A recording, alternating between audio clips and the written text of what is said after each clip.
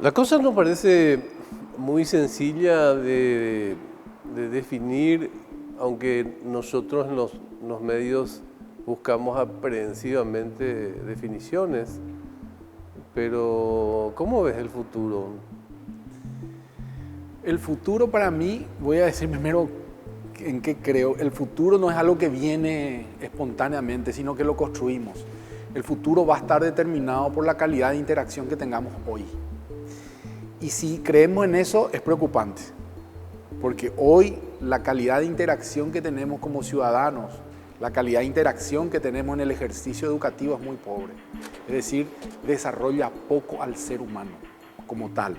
No desarrolla las capacidades, no maximiza las potencialidades, sino trata de hacer un paquetito que responda a ciertos modelos y que pueda desarrollar ciertas acciones.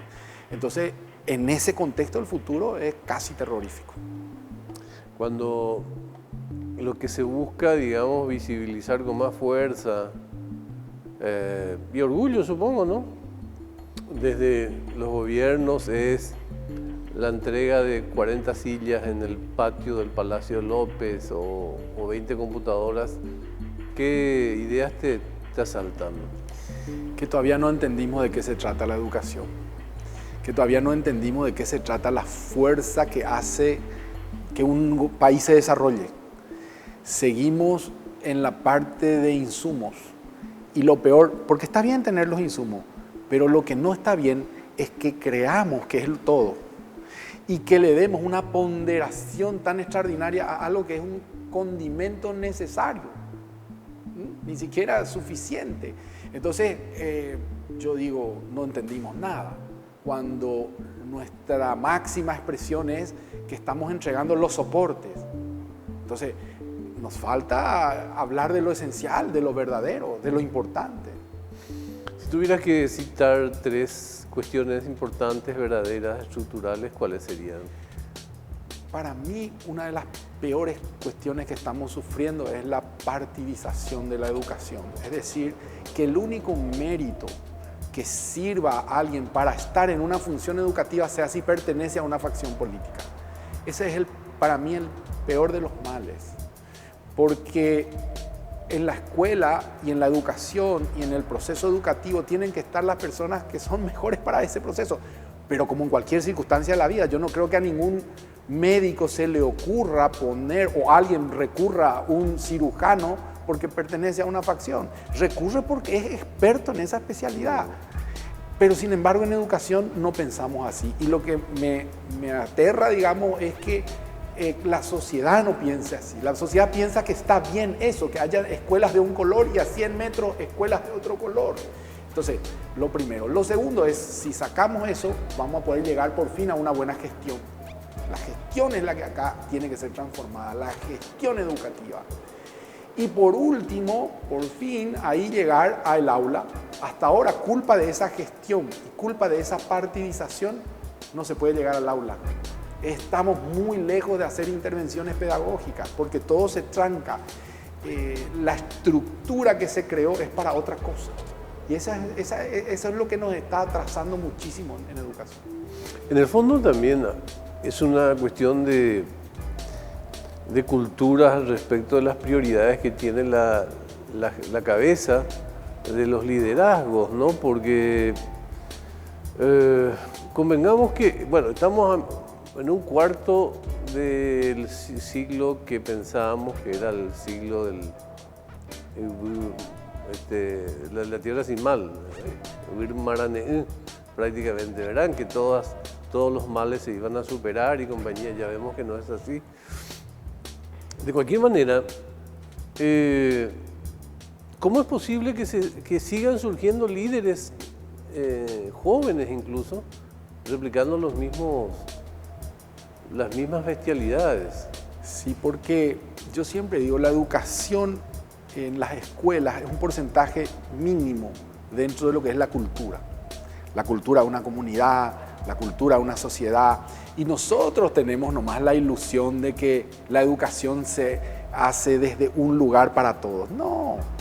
Cuando vos llegas a una escuela que está en una comunidad donde se vive todavía el caudillismo, la maestra es igual. Es la réplica. La directora, ni te cuento. O sea, es la réplica de un modelo cultural, de un modelo social que se va escalando. Por eso yo digo, si en esta nueva gestión nosotros no llegamos a las comunidades, no rompemos estructuralmente esa gestión autoritaria, imagínate que los que lideran la educación tienen el nombre de supervisión. O sea, el que ve por encima de todos. Imagínate, no es una persona que te va a ayudar. ¿Cuál es tu dificultad? Me pongo hombro con hombro. Es una arpía. Sí, fíjate, pero en la estructura y las palabras condicionan la acción. Entonces, eso hay que cambiar. Es decir, tenemos que introducir otra gestión que apunte más a esa comunidad, a la gestión comunitaria, a la comunidad educativa, hasta está programado hacerlo así, solo que no se hace porque todavía culturalmente tenemos esa gestión, esa idea del caudillismo, del único líder. Es horrible este tema de las supervisoras, ¿no? Porque es como la persistencia del comisariato político en la educación, ¿no? Su origen es ese. ¿Cuál es el origen de la supervisión? Era el control absoluto de lo que pasaba en cada escuela de la República. Y esa lógica sigue. Y yo no digo que no habrá que tener algún control, que no habrá que tener un currículum, que hay que tener. Pero ¿desde qué paradigma está estructurada esa oficina que maneja la educación hoy? Es más, muchas veces tiene más fuerza que un ministro. Es decir, es un poder extrapoder. Y esa gestión o esa estructura, ¿cómo puede permitir avances? ¿Verdad? Entonces, yo creo que ahí es donde tenemos que poner el acento para que lo pedagógico sea lo central en la propuesta educativa y no un accesorio. Hoy, central en la propuesta educativa, un mundo de cosas menos la educación. A mí me divertía mucho el ya extinto el general Rodríguez cuando hacía sus discursos sobre la democracia 2 días después de la dictadura, ¿verdad? Y explicaba cosas sobre democracia, experiencia que jamás tuvo y nunca aprendió hasta morir seguramente, ¿verdad? Pero ese proceso de ayornamiento por el ayornamiento, digamos, ¿cómo se traslada la discusión sobre la educación? Porque tenés también este debate que hasta ahora se da y que surge de vez en cuando, que le escuchás a Víctor Ríos por acá, al padre Montero tirado por allá, de cómo hicimos los procesos que vinieron antes. ¿Qué responsabilidad le das a esos procesos respecto de lo que padecemos? A ver, yo creo que el proceso de democracia es interesante. Hay muchas luces en el proceso. Solamente que esas luces están por debajo de esta otra dinámica de la gestión que tapa todo. Voy a ponerte un ejemplo. El SNEPE, que es el sistema de evaluación de la calidad de la educación paraguaya o de la medición, surgió casi en el 2008 o antes. Y es algo creado por los paraguayos, es algo creado por el ministerio, es un trabajo, es un proceso que hoy vos podés saber que el 80% de los alumnos que terminan el 9º grado no entienden lo que leen. Ese es un trabajo hecho por paraguayos dentro del ministerio. Es decir, en este proceso democrático, la evaluación de los institutos de formación docente, la autoevaluación, o sea, hay materiales, hay construida una ruta técnica muy buena y muy valiosa, solo que atrapada por esa otra cultura autoritaria. Y fíjate el indicador, el ministro que menos dura es siempre el de educación. Dura 1 año y medio. Históricamente, la única que más duró fue Blanca. ¿Y qué quiere decir eso? Que justamente no prima nunca el criterio pedagógico. El ministro de Educación está sí lo tiene. Sí lo tiene. Sí lo tiene, ¿verdad? Entonces, no prima y cuando lo tiene, no prima. Es decir, hay otros intereses muy fuertes que no permiten que estas luces, que este proceso que sí trajo la democracia, y yo creo que tuvo muchas luces, la reforma educativa tuvo la virtud de proyectar o prospectar lo que debería ser, pero se olvidó de los actores. Se hizo a espaldas de los maestros. Nunca entró al aula. Son buenos trabajos, muy buenos en los libros, pero en la práctica pedagógica no se logró. Pero además, creo que a veces se desconoce la fuerza y el impacto que tiene la industria de la educación. ¿Cómo es eso? Claro, cuando vos vas a hacer una reforma y vas a reformar libros, o vas a hacer una reforma ahora virtual y no vas a comprar más cuadernos, y no vas a comprar más lápices, y no vas a comprar más borradores, vos estás tocando una industria muy grande que se va a resistir y que va a salir a hacer su esfuerzo para que eso no pase. Entonces la educación tiene demasiadas redes alrededor que no permiten la velocidad y el crecimiento. Y esa es una decisión de la sociedad. Si no hay un pacto social de entendimiento de qué educación queremos y qué características tenemos que tener para el salto, se complejiza más el problema, porque había sido no están solo los políticos, también están los empresarios, también están los padres, también está la comunidad que dice, no, así no, digital, virtual, no hay conexión. No. Entonces, la educación está atrapada en un esquema social, en un esquema cultural y en un esquema industrial. ¿Cómo haces para enseñar democracia en la escuela? Pues hay que eso siempre me encantó, esa reflexión, Augusto, porque yo digo enseñar democracia en el lugar más autoritario del mundo. Porque la maestra dice, se hace como yo digo, dice. Pero esta también es una respuesta, no es mi respuesta, dice. ¿Qué clase de democracia le estoy enseñando cuando la respuesta correcta es una sola y encima la de la maestra? Ojo con eso, que lo que estamos transmitiendo sin darnos cuenta es el autoritarismo en su máxima expresión. Entonces la escuela puede ser un canal democrático, absolutamente, pero tiene que tener otros requisitos, otros prerequisitos donde, por ejemplo, y voy a mostrarte esta unión que hay, la evaluación determina si sos democrático o no. ¿Por qué? Si yo te pregunto a vos y te evalúo y evalúo lo que vos sabes solo de la manera que yo sé, y si vos sos una persona romántica y, por ejemplo, para contarme la historia de la guerra del Chaco, hiciste una música o un poema, yo digo, wow, Augusto, vos escribiste esto, vos sabés de historia, porque para hacer un poema primero tenés que saber y segundo trasladar a otro ámbito. Vale 5 tu calificación si es que tiene cierto complemento. Ahora, si yo creo que solamente es respondiendo a cuáles son las batallas y en qué época fue, entonces yo no estoy desarrollando la idea de la democracia. Yo estoy desarrollando incluso la idea de que el saber es uno solo, único. Entonces, fíjate todo lo que puede desarrollar una educación liberadora, una educación democrática, donde la evaluación es democrática, porque yo recojo todo lo que vos hiciste en este semestre, tus pinturas, tus fotografías, tus comentarios, y eso sos vos, y esa es tu calificación. Ese es el concepto de cómo la escuela puede transformarse en la mejor escuela de democracia del mundo. ¿Cómo te sentís en un país en el que su Senado puede debatir 24 horas la suerte de un ministro de Educación y probablemente no le dedicó una hora durante el último año al debate sobre la estructura educativa? Y podemos ver, yo siempre pienso que podemos ver de dos maneras, decir, qué triste, pero automáticamente lo que me surge es realmente qué puedo hacer. Y yo digo, yo quiero hacer algo. Y eso es lo que de alguna manera salimos a hacer. Y decimos, voy a hacer el ejemplo. Y yo voy a mostrar que se puede. Y yo quiero mostrar que en Paraguay hay capacidad. Y yo quiero mostrar que Paraguay puede ser tan líder o más líder que Finlandia. Y cuando se den cuenta, entonces los paraguayos dirán, ¿cómo se hace? Sí, aquí está, esto se hace así. ¿Por qué? Sí, porque ya hice.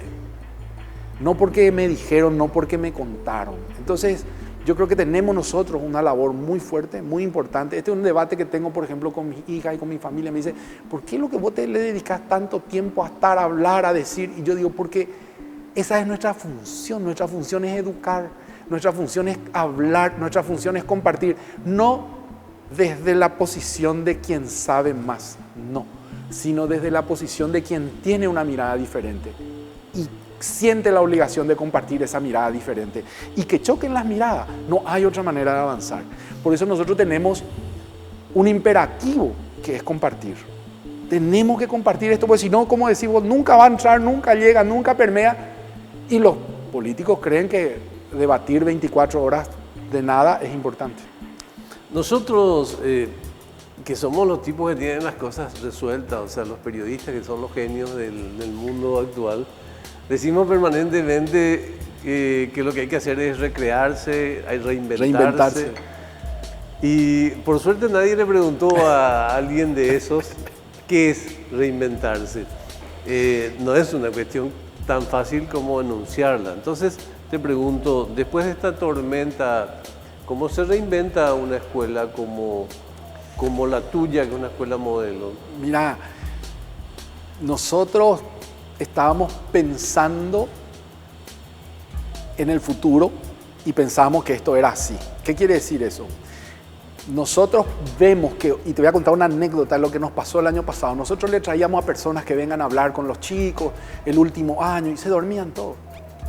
Entonces dijimos, algo estamos fallando. ¿Sabes qué vamos a hacer? Aparte viene la persona, vamos a grabar. Hicimos 14 entrevistas grabadas de orientación vocacional para los que quieren seguir medicina y le pusimos a disposición 24 grabaciones a los alumnos. Pero vos tenías que elegir 4 nomás, que son los de medicina. Los chicos vieron las 24. Ah, sí. Las 24. Yo decía, pues no tenés que ver. No, pero yo quiero. Ese es el mundo de ellos. Ellos ya están ahí. Participaron, conocían y sabían lo que dijeron los 24 expositores. Cuando antes en el formato presencial se dormían. Entonces, el mundo de ellos ya es este mundo virtual. Entonces nosotros, todos estos datos, otro dato, la tarea, no, que se olvidó, que no trajo, que no sé qué. Hicimos virtual, 100% entrega. Es el mundo de ellos. Todos esos datos a nosotros nos empujó a pensar en que teníamos que cambiar totalmente y nos empezamos a preparar para esta oferta.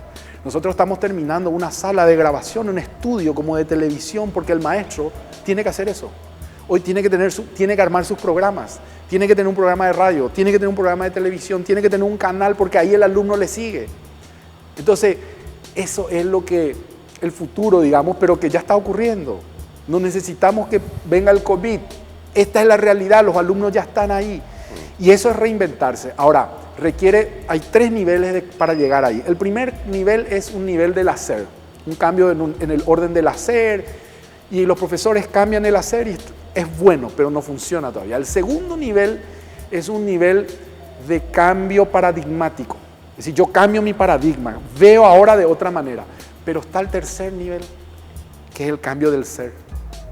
Y si ahí no llegamos, los otros 2 no funcionan. Por eso nosotros tenemos un proyecto de formación y capacitación de los maestros que tiene muchas horas dedicadas al ser, igual que a los alumnos. Los alumnos meditan, los alumnos hacen actividad física todos los días, porque la transformación viene del ser. La conectividad, la primera, es humana. Nada de esta tecnología va a funcionar si no hay conectividad humana. Si el humano no se desarrolla como tal, y eso todavía no entendimos. Creemos que la conectividad es llenar de fierro, de computadoras. No, el secreto es esa transformación del ser. Salvo que me digas que en el futuro esto va a funcionar sin maestros, que no creo. No creo. Allí yo no entiendo cómo se puede encender una chispa, querido profe, porque es tragicómico ese chiste de la maestra que le lee que el sol está compuesto de helio.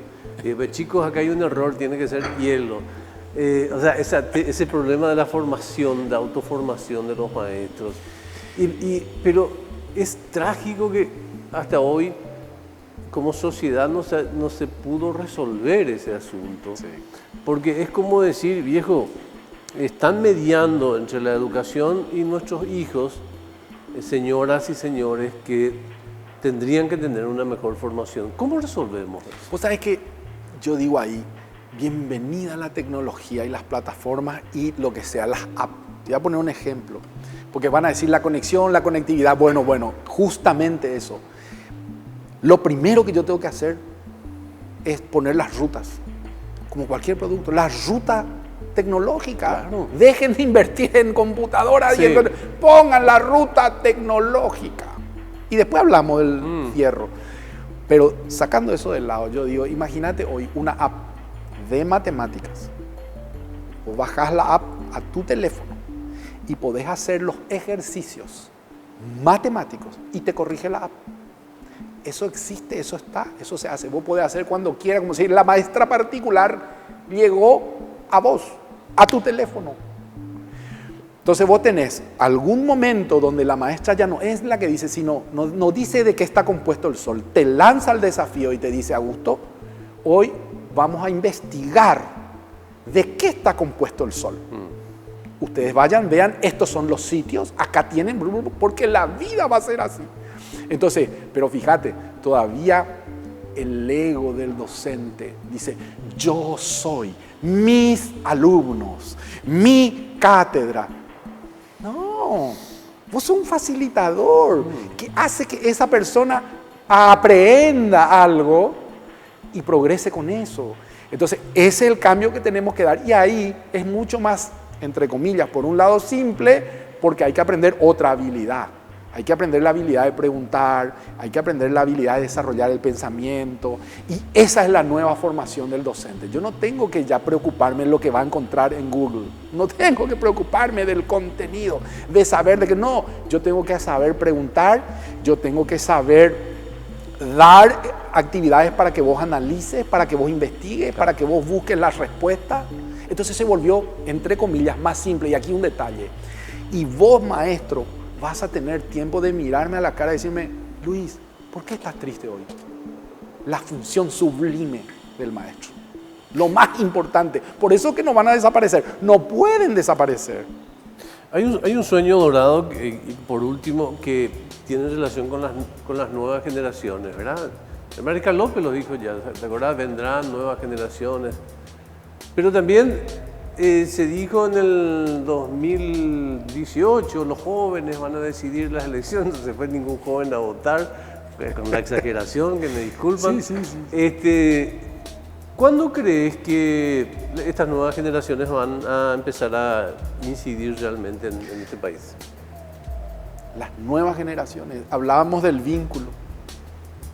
Si el vínculo sigue siendo viejo, si el vínculo sigue siendo autoritario, lo que son generaciones jóvenes en edad, pero con una estructura a lo mejor del siglo XVIII.